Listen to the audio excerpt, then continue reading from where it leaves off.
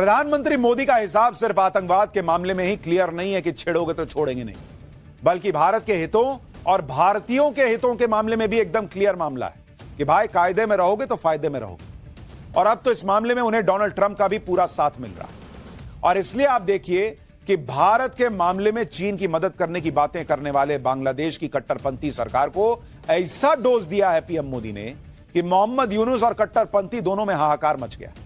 इतना ही नहीं, अब तो मोदी ट्रंप ऐसे धमाके कर रहे हैं कि चीन, पाकिस्तान, बांग्लादेश सब बाप बाप कर रहे हैं। आज आपको इस सब के बारे में विस्तार से बताऊंगा, लेकिन पीएम मोदी के एक्शन से मचे बवाल की पहले एक झलक देखिए, फिर बताता हूं कि बांग्लादेश के साथ पीएम मोदी ने क्या गेम किया है।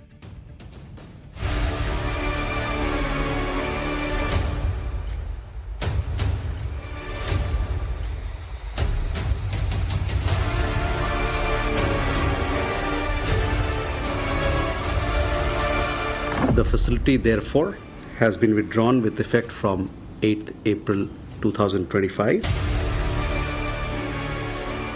I did a 90-day pause for the people that didn't retaliate. सबसे पहले बात बांग्लादेश के अंतरिम पीएम मोहम्मद यूनुस की, जो चीन के कंधे पर चढ़कर उछलने की कोशिश कर रहे हैं। लेकिन प्रधानमंत्री मोदी ने एक ही झटके में मोहम्मद यूनुस को उनकी जमीन दिखा दी और बता दिया है कि कायदे में रहते तो फायदे में रहते।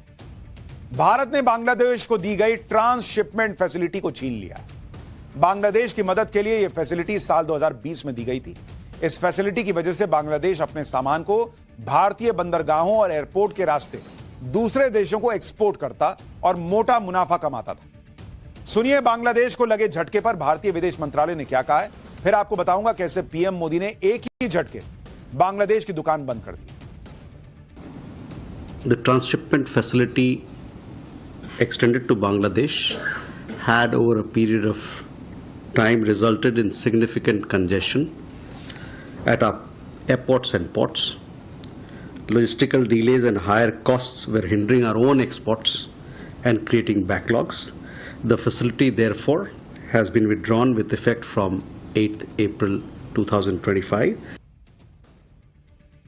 भारत सरकार के इस फैसले से बांग्लादेश को कैसे झटका लगा है, इसके बारे में आपको आगे विस्तार से बताऊं।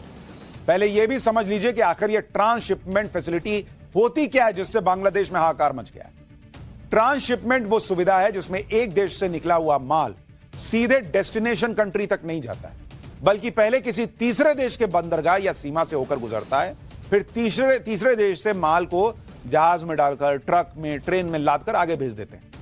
आसान भाषा में कहें तो एक देश से दूसरे देश को निर्यात के दौरान बीच में पड़ने वाले तीसरे देश के बंदरगाहों, हवाई अड्डों या सड़क को इस्तेमाल करने की सुविधा को ट्रांसशिपमेंट फैसिलिटी कहते हैं। भारत ने बांग्लादेश के खिलाफ यह कदम तब उठाया जब बांग्लादेश पहले ही ट्रंप के टैरिफ वॉर की मार से उबरने का रास्ता तलाश रहा है। बांग्लादेश की दिक्कत यह है कि उसे अब एक्सपोर्ट के लिए अपने ही देश के एयरपोर्ट और बंदरगाहों पर निर्भर रहना होगा। लेकिन बांग्लादेश के बंदरगाह और एयरपोर्ट पहले ही भीड़भाड़ और सीमित क्षमता से जूझ रहे। दूसरी तरफ भारतीय बंदरगाहों की तुलना में बांग्लादेश के बंदरगाहों की कनेक्टिविटी कम है, जिससे शिपिंग में लगने वाला समय और लागत बढ़ जाएगा। इससे बांग्लादेश के स्मॉल और मीडियम एक्सपोर्ट्स को मोटा नुकसान होगा, क्योंकि बांग्लादेश को अपने यहां से एक्सपोर्ट करने में भारत की तुलना में करीब 3 गुना ज्यादा खर्च करना पड़ता है। ऐसे में अब जब बांग्लादेश सारा एक्सपोर्ट अपने एयरपोर्ट और बंदरगाहों से करेगा तो पहले ही टैरिफ वॉर से करा रहा बांग्लादेश का कपड़ा उद्योग बाप बाप करने लगेगा, उसको सबसे ज्यादा मार पड़ेगी, जिसके एक्सपोर्ट की बांग्लादेश की इकोनॉमी में हिस्सेदारी 80% से अधिक है। बांग्लादेश के कपड़े और दूसरे प्रोडक्ट्स का सबसे बड़ा बाजार यूरोप और अमेरिका में। यूरोप में बांग्लादेश से हर साल $2500 करोड़ का एक्सपोर्ट होता है, तो अमेरिका में करीब $1500 करोड़ का एक्सपोर्ट। लेकिन भारत की तरफ से मिलने वाली ट्रांसशिपमेंट सुविधा बंद होने से डिलीवरी में देरी होगी, कीमतों में बढ़ोतरी होगी, जिससे इन बाजारों में बांग्लादेश की हिस्सेदारी कम हो सकती है। यानी बांग्लादेश बाप बाप कर देगा बॉस। नरेंद्र मोदी ने ऐसा कदम उठा दिया और बनो चीता। ट्रांसशिपमेंट सुविधा मिलने की वजह से बांग्लादेश को किस तरह फायदा हो रहा था उसके बारे में आपको बताता हूं। सड़क मार्ग से आने पर बांग्लादेश से बेनापोल और पेट्रापोल बॉर्डर के जरिए दिल्ली तक दूरी करीब 1900 किलोमीटर है। इतनी लंबी दूरी होने के बावजूद बांग्लादेश से रोजाना 25 से 30 ट्रक दिल्ली पहुंचते हैं, क्योंकि इतनी लंबी दूरी तय करने के बावजूद बांग्लादेश के लिए दिल्ली से एक्सपोर्ट करना सस्ता पड़ता था, क्योंकि दिल्ली एयरपोर्ट पर बांग्लादेश के एक्सपोर्ट्स के मुकाबले चार्ज 3 गुना कम था। उदाहरण के लिए ढाका के एयरपोर्ट से यूरोप के किसी डेस्टिनेशन तक 1 किलोग्राम कपड़ों को ले जाने में $3 यानी करीब 258 करोड़ रुपए का खर्च आता है।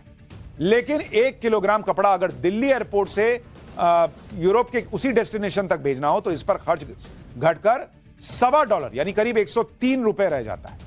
पहले 258 रुपए लगना है जो कि आप अगर बांग्लादेश से भेज रहे हैं, लेकिन भारत से भेज रहे हैं तो 103 रुपया, मतलब आधे से भी कम।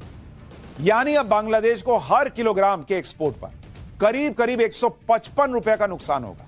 और दिल्ली एयरपोर्ट के सूत्रों के मुताबिक रोजाना करीब 1500 टन यानी 15 लाख किलोग्राम बांग्लादेशी प्रोडक्ट्स का एक्सपोर्ट पश्चिमी देशों को होता है। ऐसे में बांग्लादेश को अब हर रोज 23 करोड़ से ज्यादा का नुकसान तो सिर्फ दिल्ली एयरपोर्ट तक नहीं पहुंच पाने की वजह से होगा। डेली 23 करोड़।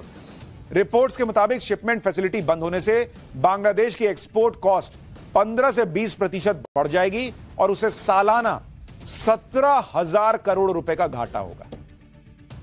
यानी नरेंद्र मोदी सरकार का एक फैसला और बांग्लादेश के 17,000 करोड़ रुपए हो गए स्वाहा। दरअसल पीएम मोदी ने अपनी नेबर फर्स्ट पॉलिसी के तहत बांग्लादेश को छोटा भाई मान लिया और उसे ट्रांसशिपमेंट की फैसिलिटी दे दी। ठीक है, तुम मेरे यहां से कर लो, जाओ, कोई बात नहीं। लेकिन शेख हसीना के तख्ता पलट के बाद कट्टरपंथियों की भरमार वाली बांग्लादेश की सरकार संभाल रहे मोहम्मद यूनुस एहसान फरामोशी पर उतर आए थे। और पिछले दिनों चीन के दौरे पर पहुंचे मोहम्मद यूनुस ने राष्ट्रपति जिनपिंग से मुलाकात के बाद भारत को तेवर दिखाने की कोशिश की। जिनपिंग के साथ नजदीकी बढ़ाने के लिए मोहम्मद यूनुस ने चीन के लिए अपने दरवाजे खोलने का ऑफर दिया और खुद को नॉर्थ ईस्ट का गार्जियन बताने का कोशिश की थी। मोहम्मद यूनुस ये भूल गए कि पीएम मोदी नेबर फर्स्ट पर तो जोर देते हैं, लेकिन भारत फर्स्ट उसमें भी सबसे ऊपर है। उनके हर सांस में नेबर फर्स्ट से पहले नेशन फर्स्ट है। इसलिए पीएम मोदी ने मोहम्मद यूनुस को अपने अंदाज में सबक सिखा दिया। आप मोहम्मद यूनुस का वो बड़बोला बयान सुनिए जिसका हर्जाना बांग्लादेश को भरना पड़ रहा है। 7 states of India, eastern part of India, called Seven Sisters, they are landlocked country, landlocked region of India. They have no way to reach out to the ocean.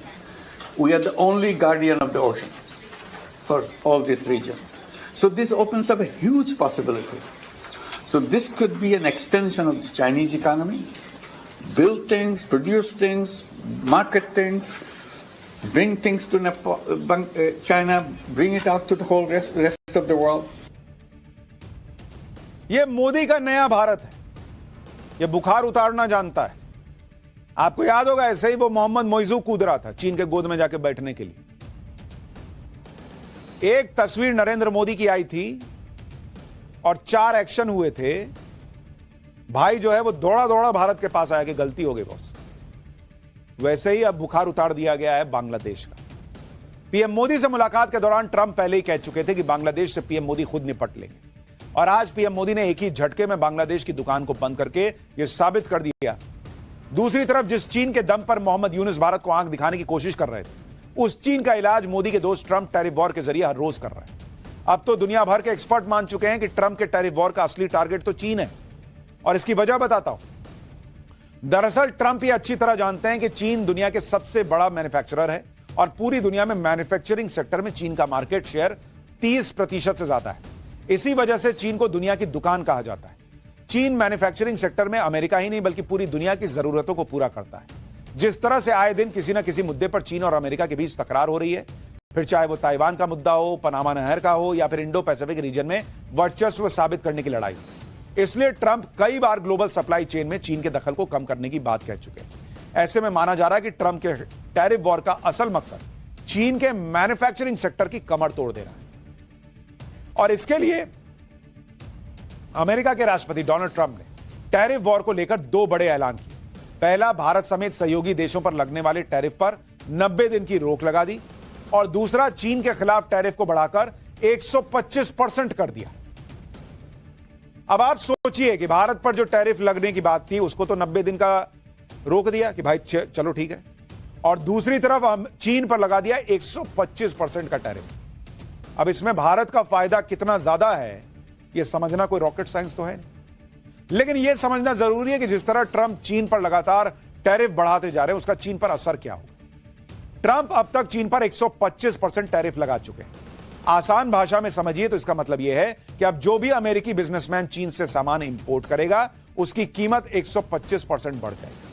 अगर चीन में बना सामान अमेरिकी बिजनेसमैन को पहले 1 लाख रुपए में मिलता था, तो अब टैरिफ बढ़ने के बाद उसकी कीमत दोगुनी से ज्यादा यानी करीब 2.25 लाख रुपए हो जाएगी। इससे चीन के एक्सपोर्ट में भारी गिरावट आ सकती है और इसका सीधा फायदा भारत को मिल सकता है, क्योंकि भारत में पिछले 10 साल में नरेंद्र मोदी ने मेक इन इंडिया को बढ़ावा दिया, भारत में ईज ऑफ डूइंग बिजनेस को बढ़ाया, भारत को मैन्युफैक्चरिंग हब बनाने का प्रयास किया। कई कंपनियां ऑलरेडी चीन छोड़कर भारत आ चुकी हैं। भारत कहेगा लो ना यार, मेरे से लो, छोड़ो चीन को। उधर बांग्लादेश को निपटाने का इंतजाम हो ही गया है, कपड़े भी भारत से लो, वो उससे लेने, बांग्लादेश से लेने की क्या जरूरत।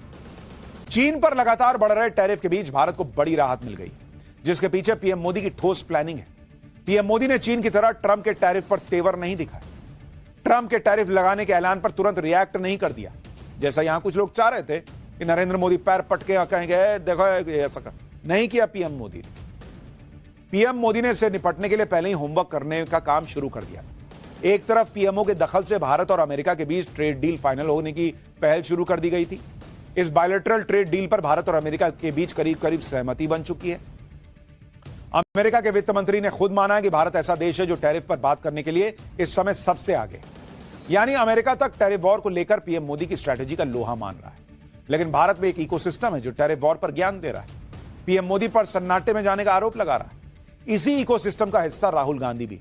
सुनिए गुजरात में हुए कांग्रेस के अधिवेशन में राहुल गांधी ने टैरिफ वॉर को लेकर कैसे पीएम मोदी को घेरने की कोशिश की थी। पहले नरेंद्र मोदी अमेरिका गए, याद है आपको, गले लगे थे, याद है? इस बार गले लगने वाली फोटो देखी आपने? देखी? कहां गायब हो गई? राष्ट्रपति ट्रंप ने ऑर्डर दिया,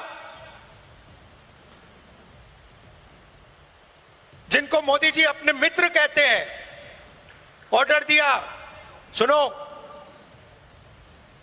इस बार गले नहीं लगेंगे,